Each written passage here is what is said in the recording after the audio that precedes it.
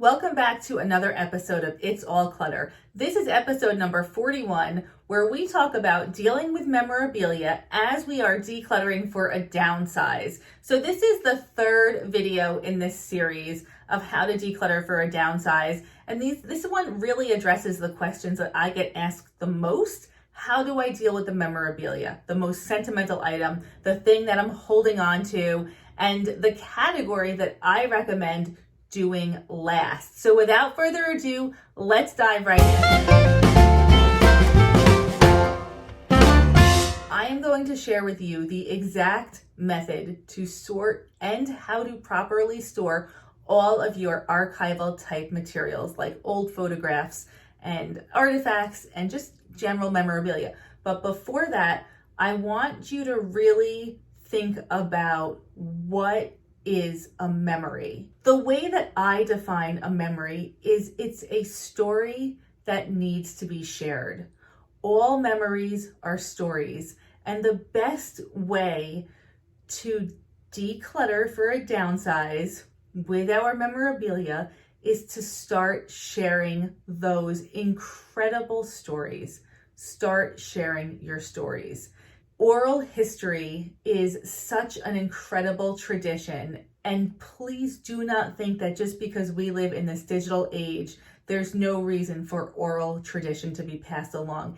It's more important than ever. So as you're going through your sentimental items, your memorabilia, please share your stories, write them down, share them with loved ones, use technology to help with this. FaceTime with your family members, FaceTime with your friends, and just share the stories of the stuff that you have. This is going to be a critical part to bridging that gap between being able to let go of something. So like, I tend to think that as we're letting go of stuff, it can be so difficult, but this is one step in that bridge to really helping you let go of things that are ready to be let go of, right? So share your stories. Share your stories. Believe me, even if it doesn't seem like anyone cares about them right now, somebody will in the future. So how do you actually sort through and declutter memorabilia? Number one, we're going to start with all of the big items first. So let's say you have an heirloom bedroom set, and you need to figure out what to do with that. Start with all of the big items, figuring out what is going to happen to them first and foremost. Ask your family members if they want them. Do not be offended if they don't. Please do not be offended if they don't. Our homes right now are so full of so much stuff. Adding more to a home is something that needs to be carefully considered. If a family member says they don't want an heirloom item that you have, it is not because they don't cherish the history and the love that comes with that item. It's simply because they don't have the space for it in their house. It's just not practical. So just be realistic and just start with all that big stuff, right? So figure out where it's going to go. Can you sell it? Can you donate it? Can you give it to a family member? And that's dealing with the big stuff is gonna create a lot of space, and space is hugely valuable in all ways, but especially when we're decluttering to downsize. With your smaller items, which are typically papers and photographs, you're gonna start by sorting those into categories based on the person who needs to sort them. When we're decluttering to downsize, a lot of the stuff that we're decluttering is not our stuff necessarily. So we have a household full of multiple generations of things, and sometimes there's other people that need to make decisions on these items. So you're going to sort by person first. Who needs to be involved in the decision making for these pictures? Are they your daughter's high school pictures? That's, for your daughter to figure out. So you're going to have one box for every person who needs to be sorting or doing further sorting. And that's the first sort, is who needs to deal with this. So when you have a clear idea of what you're actually responsible for sorting when it comes to papers and pictures,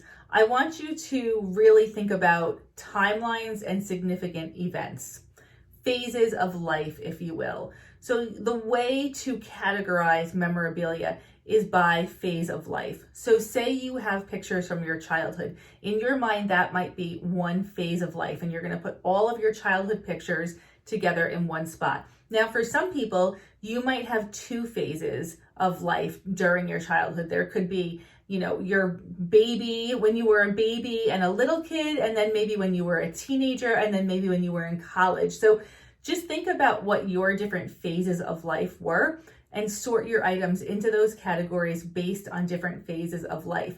You can also do this with the stuff that is not yours necessarily. Say you have your grandmother's photographs. Well, you can sort those kind of chronologically, which basically puts them into different phases of life. So young, marriage, grandkids, think about the different major phases. And that's how you want to sort this category, is chronologically in phases. Once you do that, once you break it down into these more specific categories, it'll be pretty easy to see what should stay and what should go. What do you have a lot of duplicates of? Do you have 4,000 pictures from a prom, right? How many pictures do you actually need to keep from that event, for example? Or maybe you went on vacation and you took tons and tons of landscape photographs. Do you need to keep all of those landscape pictures? Can you even identify where they are? So once you have those collections together, you can really get a better sense of what needs to stay and what needs to go and what is redundant within the collection. When you decide what is staying, now is a perfect opportunity to honor what you value enough to keep with proper storage. I cannot emphasize how important it is to properly store the things that you really value. My basic home archival storage guidelines include avoiding basements, attics, and garages for storing these items ever. Basements, attics, and garages are prone to infestations of mice, of bugs, of rodents. They're prone to changes in humidity and temperature, which degrade paper materials pretty quickly. They're prone to natural disasters, flooding, smoke, that type of thing, that will also destroy items that are stored there. Do your future self a favor and do not store really important documents and photographs in attics, basements, or garages. The best place to store these materials is in an interior closet with constant temperature and humidity, relatively constant temperature and humidity, not a lot of sunshine, UV light hitting these items. You don't want to store it in a closet next to a pipe that could burst, like a water pipe or a sewer pipe. And you don't want to store it in the closet that has had past infestations of those little bugs or rodents. So pick a closet in your house, and that's where you want to store these type of things. Whenever possible, you want to use acid-free enclosures for papers and photographs. You can get acid-free photo albums and folders really anywhere these days. They have them at Target, all the big box stores. And then there's also some archival. If you have really important family documentation, I would recommend going to a reputable archival supply source like Gaylord.com and getting a couple of really high quality acid-free enclosures to store these items in. You never want to use tape or anything that punctures your items, so don't staple things together. You really also want to avoid paper clips because over time they leave indentations and sometimes rust on the paper or the picture. Just put your stuff into folders or acid-free plastic enclosures if it's photographs, stuff like that. If you're going to display any items, you want to make sure that you're using UV filtering glass. So say you have a postcard that your grandfather sent from World War II and you want to actually frame and display that. That's awesome. I love turning memorabilia into household decor. I think it's really personal and warm and friendly and inviting, and it's a really special way to deal with your memorabilia. But make sure that you use UV filtering glass, because if you hang a photograph up, even in a room that doesn't seem particularly sunny, the light will start to impact the item that's behind the glass. So UV filtering glass, something that you can get pretty much anywhere these days also. And anytime possible, make digital copies. Making a digital copy could be as simple as snapping a picture with your cell phone. It doesn't have to be complicated. You don't need to go buy a scanner necessarily.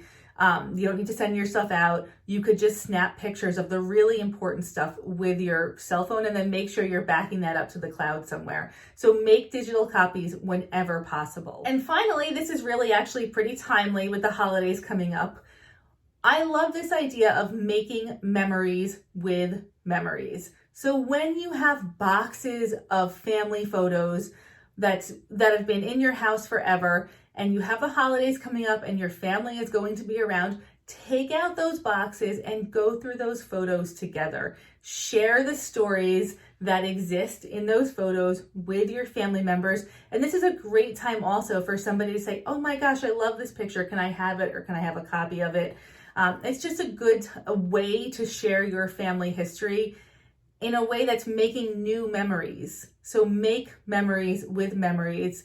This holiday season is a great time to do that. That's all for video number 3 in this series, Decluttering to Downsize. Join me next week to wrap up the series with packing, moving, and creating supportive spaces in your new home. And if you know somebody who would love to hear this information, make sure you share the video with them. Thank you so much. Have a great day.